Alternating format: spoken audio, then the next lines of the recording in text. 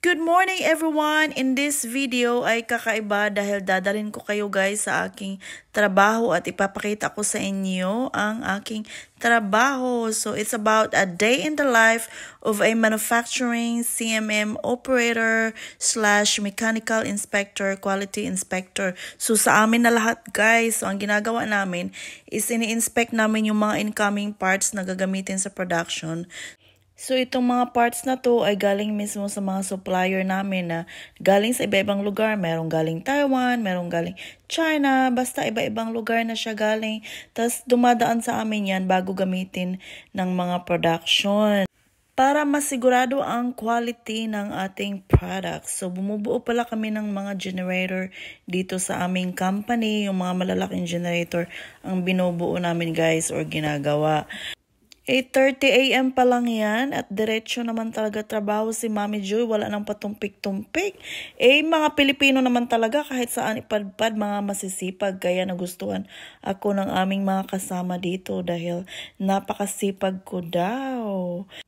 Tayong mga Pilipino kahit saan naman siguro ipadpad ay masisipag talaga.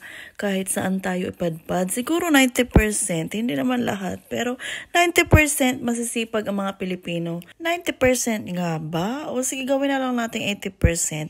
Basta karamihan sa ating mga Pilipino masisipag. O lahat naman siguro uma-agree sa akin dyan, diba?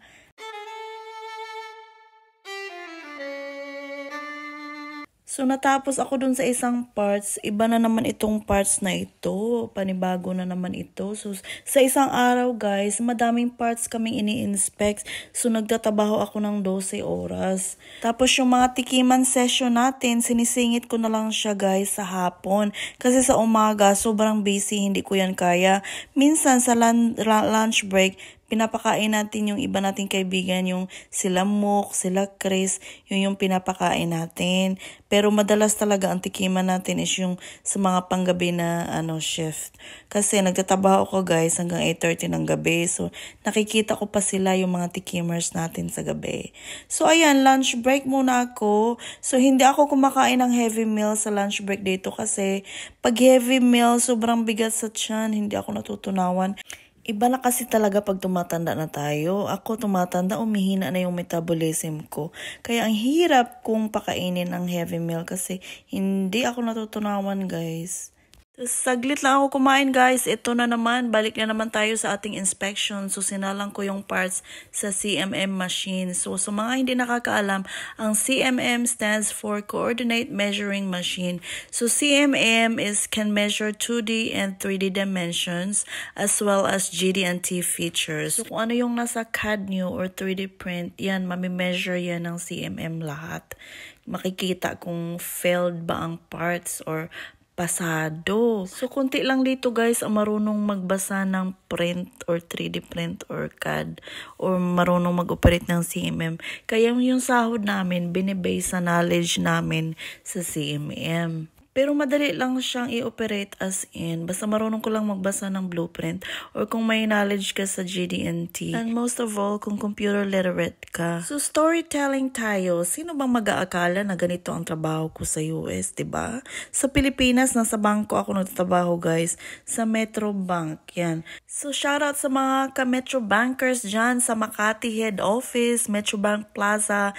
Dyan ako galing guys sa verification check department or statement rendition check. Ewan ko kung pareho pa ba yung department ngayon. Baka iba na. Nasa 21st floor yata yun noon. Kaya hindi ko na alam ngayon. Mahaba kasi yung building na yun dyan sa head office. At nakatrabaho din ako sa BDO Bank sa Buendia branch. Diyan din ako. Shoutout sa inyo sa mga taga BDO branch ng Buendia. Diyan din ako galing. At eto ako ngayon. Hindi ko inaakala guys na magugustuhan ko. Ma-in-love ako sa trabaho na ganito. Napaka-easy as in guys. So, madali lang ang ginagawa ko. Tapos, yung mga kasama mo, tsaka yung boss mo, napaka-cool pa. O, saan ka pa? Diba? Masayang environment sa trabaho. O, wala nang iba nga hanapin pa. Basta masaya ka sa trabaho at sa company mo, sa mga kasama mo, tsaka sa boss mo. Yan ang importante, guys, kung masaya ka. Kasi aanhin mo naman yung nagtatabaho ka, kayod ka ng kayod, pero yung environment environment ng trabaho mo o yung mga kasama mo, puro stress ang bigay sa'yo, di wag na. Naku, maghanap ka na ng iba dahil life is too short. At ito, nag-multitask na naman tayo dito. So, yung mga Pinoy, no, marunong talaga mag-multitasking. So, habang umaandar yung CMM, ito na naman, ibang parts na naman ang kinuha ko para hindi masayang yung oras. Marami akong matatapos. O, itong mga kasama ko, guys, hindi sila marunong mag-multitask. Kaya bilib na bilib yan sila sa akin. Kasi, paano ko daw pinagsasabay lahat? Easy lang, madali lang pagsabayin. Tsaka sa department ko, 3 lang pala kami. Yung 2 kong kasama, 2 lalaki, matanda na. Tapos ako lang yung babae. O, love na love nila ako. Love ko rin sila kasi napaka-cool nilang kasama. Kahit na ako lang lahat ang gumagawa ng trabaho, guys. Pero kaya ko naman. Kaya hinayaan ko na lang sila. Hinayaan lang din nila ako. O, diba? Nakapag-vlog pa din ako. At ito, dahil pumasa yung mga parts na ni-inspect ko, lalagyan ko ng green sticker.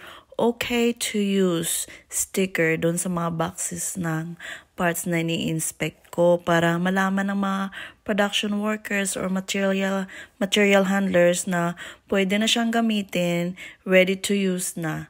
Nirelease ko na siya, ganun lang. Oh look, I have visitors!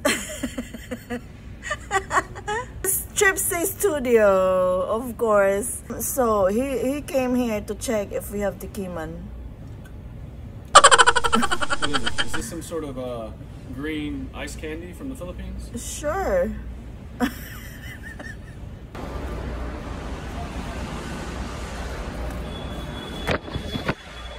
So, natapos ko nang nilagay yung mga stickers. So, ito si Kasha pala yung nag-unload ng mga parts galing sa truck sa mga supplier. Bad mood yung ating kaibigan ngayon, guys. Hindi ko alam. Sobrang busy din kasi nila. Kaya kinausap ko siya para naman mawala yung bad mood niya. Kung ano yung dahilan. Uwian na! Uwian na! Say hi! Chef Boy Arsov. Bye. Have a good night. Have a good holiday. That is till tomorrow. What?